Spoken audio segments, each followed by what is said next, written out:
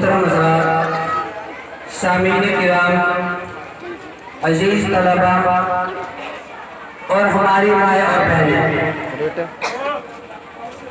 سب سے پہلے ہم اپنی طرف سے اور اپنے مدرسے کے تمام اراکین کی طرف سے آپ تمام سامعین کا دل کی گہرائیوں سے شکریہ ادا کرتے ہیں اور پرتپاک استقبال کرتے ہیں۔ اور میں اپنی طرف سے اپنے تمام اراکین مدرسہ کی طرف سے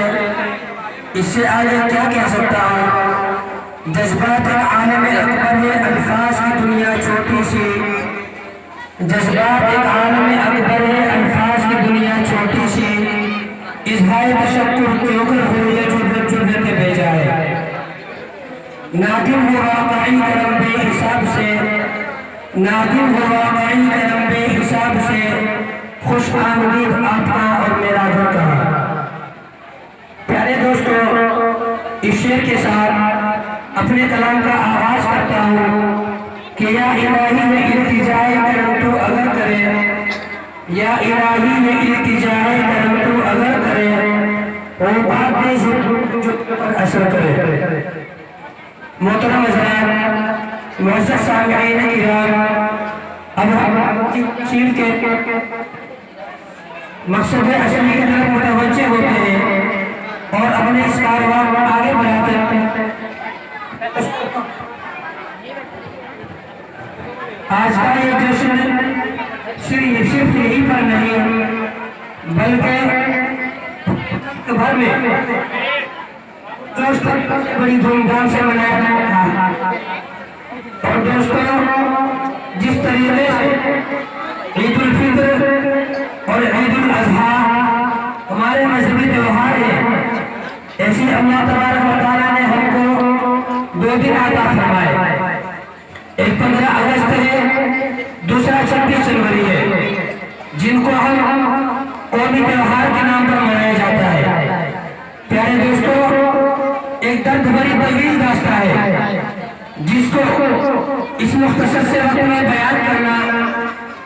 اور کم وقت میں احاطہ کرنا مشکل ہی نہیں نہ بلکہ معلوم ہوتا ہے۔ پیارے ساتھیوں، ایک لمبے عرصے تک ہندوستان غلامی کی زنجیروں میں جکڑا ہوا تھا۔ تنکے گورے اور سیاہ فام لوگوں نے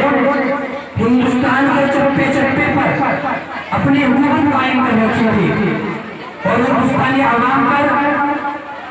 طرح طرح کے ظلم و ستم کے پہاڑ کھولے جا رہے تھے۔ ظلم و بربریت کا دور دورہ تھا، ہر طرف سے پکار تھی اور ہندوستانی عوام کو برٹش قانون کے مطابق زندگی گزارنے پر مجبور کیا جا رہا تھا۔ ایسے پرفتن حالات میں ہمارے اکابرین نے انگریز حکومت کے خلاف میں بغاوت بلند کیا اور ہمارے رہنماؤں نے آپس میں مل جل کر کندھے سے کندھا ملا کر اس ملک کی آزادی کی خاطر لڑائیاں لڑی۔ دوستو، ہمارے جو ساتھی باہر کھڑے ہوئے ہیں، میں گزارش کرتا ہوں کہ وہ ادھر کرسی لگی ہوئی ہے، یہاں پر تشریف لے آئے۔ جو ساتھی ہمارے کھڑے ہوئے ہیں تو راستہ دے دیجیے آگے آنے کے لیے، بچے دو سائڈ سے راستہ دے دیجیے، سب ساتھی آگے تشریف لے آئے ہیں۔ دوستو، جو ساتھی روڈ پر کھڑے ہوئے ہیں، چوراہے پر کھڑے ہوئے ہیں، ان سے ہم گزارش کرتے ہیں کہ جلدی مدرسے کے اندر تشریف لے آئے۔ آپ کو پروگرام الحمدللہ شروع ہو چکا ہے، آپ جلدی سے مدرسے کے اندر تشریف لے آئے۔ تو دوستو، ہندوستانی عوام کو برٹش قانون کے مطابق زندگی گزارنے پر مجبور کیا جا رہا تھا۔ ایسے پرفتن حالات میں ہمارے اکابرین نے انگریز حکومت کے خلاف میں بغاوت بلند کیا اور ہمارے رہنماؤں نے آپس میں مل جل کر کندھے سے کندھا ملا کر اس ملک کی آزادی کی خاطر لڑائی لڑی، انگریز حکومت کا مقابلہ کیا اور بالآخر ہزاروں نہیں لاکھوں افراد کی قربانیوں کے بعد، شہادتوں کے بعد اس وطن عزیز کو 15 اگست 1947 عیسوی کو آزادی کے بارے میں نصیب ہوئی۔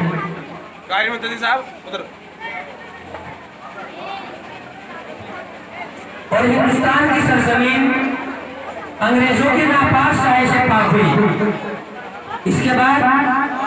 اس ملک کی خوشحالی کے لیے، اس ملک کی رہبری کے لیے ڈاکٹر بھیم راؤ امبیڈکر کی سرپرستی میں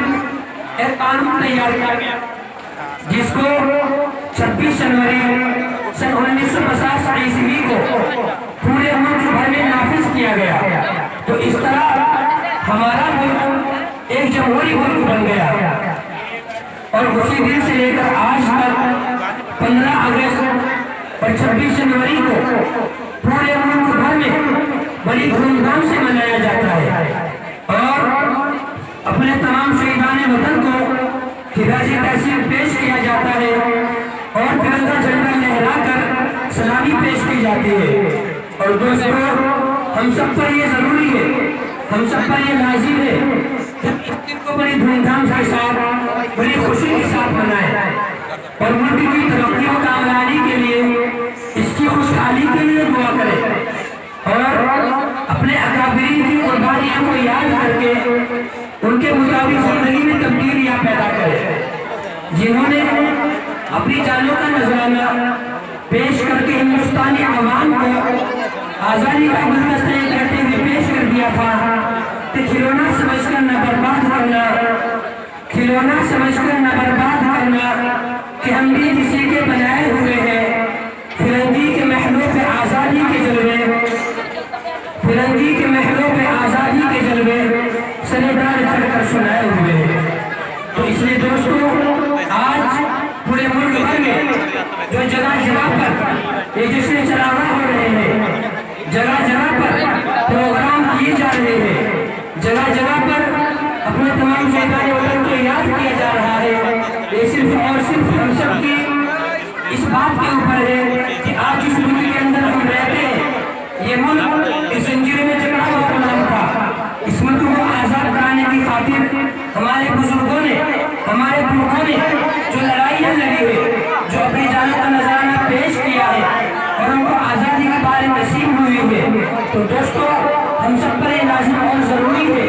کہ اس دن اپنے تمام شہیدان وطن کو یاد کر کے ان کو سلامی پیش کرے، اور اپنے دیش کو، اپنے دیش کے لیے، اپنے ملک کے لیے آپسی بھائی چارگی کے ساتھ اس قومی تہوار کو منائے اور اس ملک کو آگے بڑھائے۔ پیارے دوستوں اور میری ماں اور بہنوں، اللہ کی ذات کس قدر عظیم الشان ہے، اس کی شان عظمیٰ کا کیا پوچھنا۔ وہ تو شہنشاہ اور شہنشاہ ہے، وہ تو سلطان السلاطین ہے، شمس و قمر، جن و بشر، شجر و حجر، بحر و بحر، ارض و بلد، حور و ملک، چودہ طبق، عرش و کرسی، سب اس کے محتاج ہیں۔ بس ان کی منڈی اولن سر پروگرام کاٹ جب پروگرام کا بھی پروگرام رات کو بیٹھیں گے، اس طرح لگا رہا ہے۔ اور اپنے انبیاء خاتم النبیین محمد عربی صلی اللہ علیہ وسلم کو فرمایا، اس نے بہت سی کتابیں نازل فرمائی، لیکن اپنا پاک کلام اپنے حبیب پاک محمد مصطفیٰ صلی اللہ علیہ وسلم کے قلب ادھر پر اتارا۔ تو آئیے دوستوں، اس رب الجلال کی حمد و ثنا کے ساتھ اس کے پاک کلام قرآن مجید کی تلاوت سے ہم اپنی محفل کا آغاز کریں، جس کے لیے میں شعر کے ساتھ دعوت دیتی ہوں۔ سناؤ نغمہ قرآن کے ہم بیدار ہو جائیں، سناؤ نغمہ قرآن کے ہم بیدار ہو جائیں، اندھیروں سے نکل کر صاحب انوار ہو جائیں۔ جناب قاری محمد شاکر صاحب آئے اور تلاوت سے مجلس کا آغاز کریں۔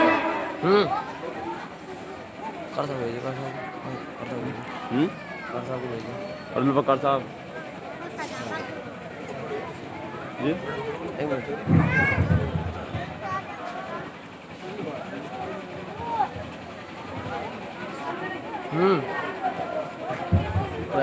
صاحب 8 2 سے